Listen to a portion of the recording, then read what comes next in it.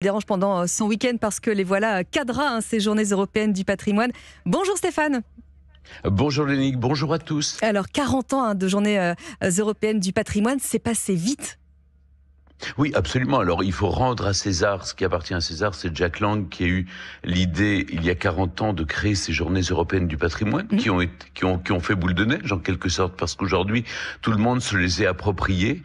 Et ces journées permettent, évidemment, d'entrer dans tous les monuments, que ce soit les sites archéologiques, les châteaux, les abbayes, mais aussi les lieux de pouvoir. Alors, vous avez vu peut-être les files d'attente devant Matignon, l'Élysée, le Sénat, etc. Mais ça montre l'appétence des Français pour le patrimoine. Pourquoi ? Parce que le patrimoine, d'abord, le patrimoine national, c'est ce que nous avons tous en commun, c'est ce qui réconcilie nos mémoires, c'est notre histoire, c'est nos racines, c'est ce qui fait qu'on fait nation aussi. Quand les langues se taisent, les pierres parlent encore.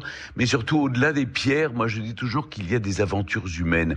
Et c'est cela qui est passionnant.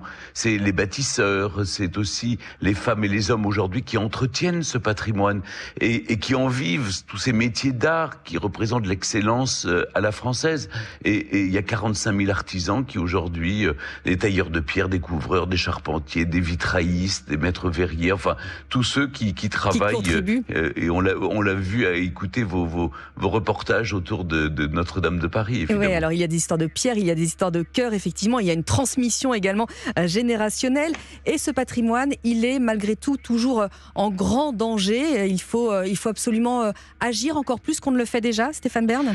Oui, bien sûr, mais vous savez, c'est tous ceux qui ont par exemple un appartement en copropriété comprennent que c'est toujours la difficulté de faire des travaux, d'entretenir le patrimoine, parce qu'on se dit on va en faire ça l'année prochaine, on remet à plus tard. Et finalement, après, la facture est beaucoup plus lourde.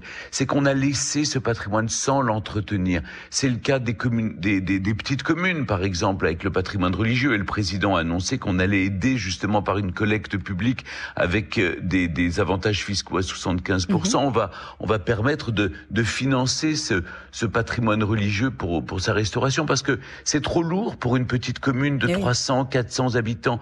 Et donc, en fait, le patrimoine, globalement, d'abord parce qu'on est un pays qui a énormément de patrimoine, il faut bien l'imaginer, c'est des dizaines de milliers de monuments. Il n'y a pas que des châteaux, il n'y a pas que des églises, il y a aussi des lavoirs, des fontaines, des fours à pain, tout ce qu'on appelle le petit patrimoine, des maisons d'illustres. Et tout ça demande beaucoup d'argent, surtout quand c'est protégé, c'est des crédits de l'État. Nous, on essaye avec la mission Bern de faire ce qu'on peut. En 5 ans, déjà, on a restauré, on a sélectionné 862 sites, récolté 230 millions avec l'argent du loto. Entre parenthèses, vous pouvez continuer à acheter des tickets de grattage. Mais bien sûr qu'on va le faire.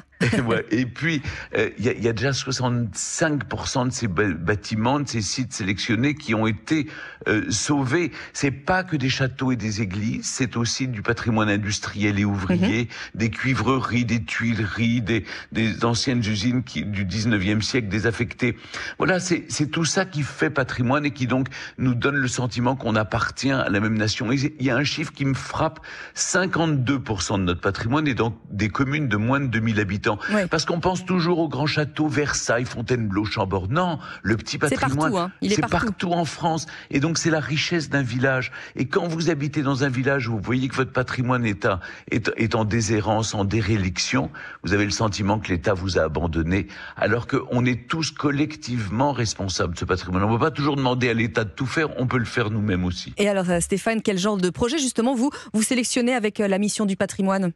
Alors, il y a 4 critères. Le premier critère, c'est l'état de péril, évidemment. Deuxième critère, c'est quel est le projet de valorisation ? Il faut donner une deuxième vie. Tous les châteaux sont pas destinés à être visités comme Versailles, donc il faut lui trouver une nouvelle attribution. Oui. Troisième critère, c'est est-ce que ça est-ce que ça a un impact territorial, économique, social? Donc on a beaucoup de projets inclusifs pour des jeunes en perte d'identité, pour des jeunes chômeurs qu'on veut réinsérer dans la société. Et le quatrième, c'est est-ce que c'est mûr? Est-ce que le projet est mûr, le budget? Et c'est vrai que le loto fait levier. Quand vous mettez l'argent du loto, et j'étais hier à Chartres aux ateliers lorrains atelier extraordinaire du 19e siècle où on fabrique le vitrail de Chartres.